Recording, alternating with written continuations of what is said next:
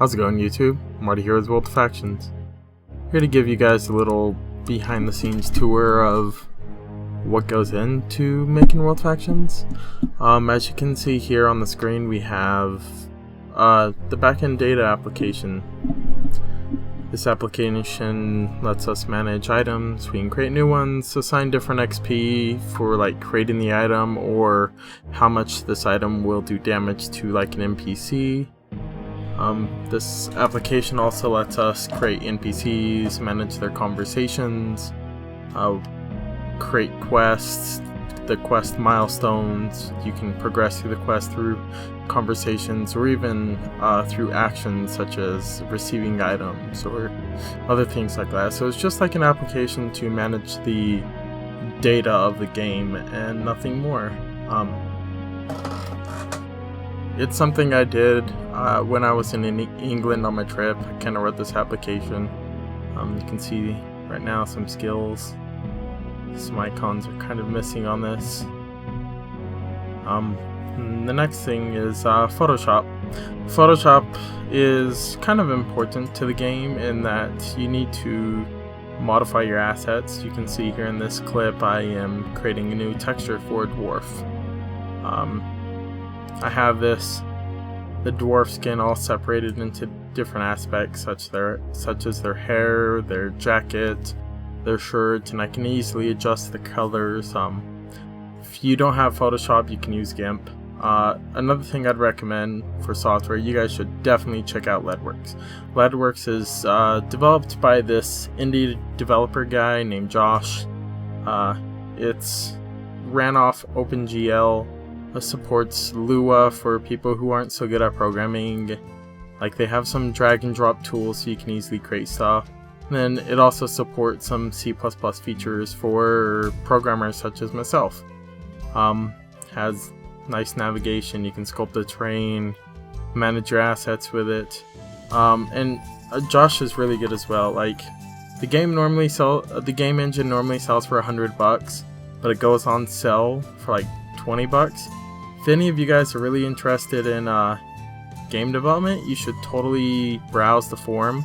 Josh is really good in that he will advertise, say, hey, you guys should go check out Steam because this product is on sale, hint hint, nudge nudge.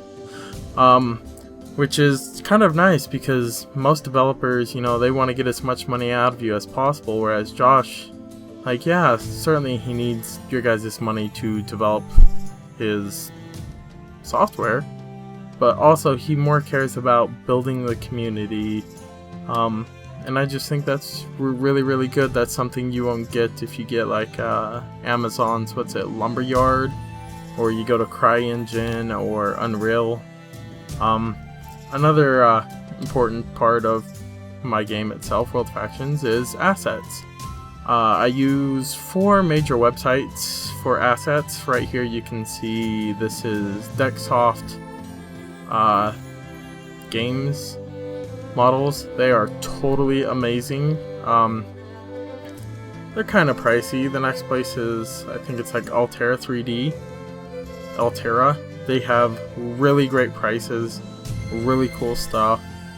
Also really fantastic. I personally like his characters. They have decent animations, great polygon rate. If you want some free stuff, you should check out OpenGameArt. They have 2D, 3D, some audio files, so it's more of like every asset needed for game dev. So you can get into game development without any kind of assets. Totally worth it. And so